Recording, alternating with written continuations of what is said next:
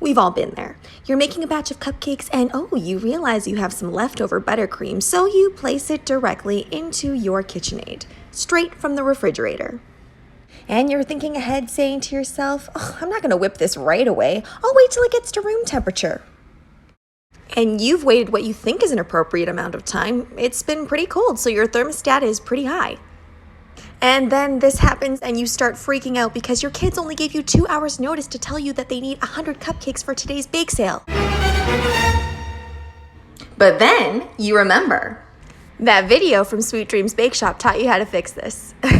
But in all seriousness, guys, I have been here way too many times. So all you need to do is put your KitchenAid bowl or mixing bowl directly into a pot of simmering water. And then you're just going to scrape down the sides and let it get a little bit soupy, just a little bit at the bottom. And you want the top to be fairly solid still. After a few minutes of whipping, you might feel like it's not working, but you just have to keep going. I had to whip mine for about 10 minutes before it got back up to this consistency. Your Swiss meringue buttercream is now ready for piping.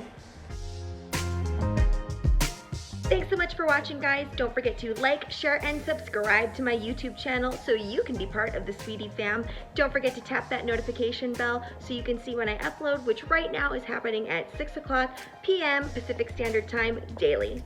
Thanks, bye.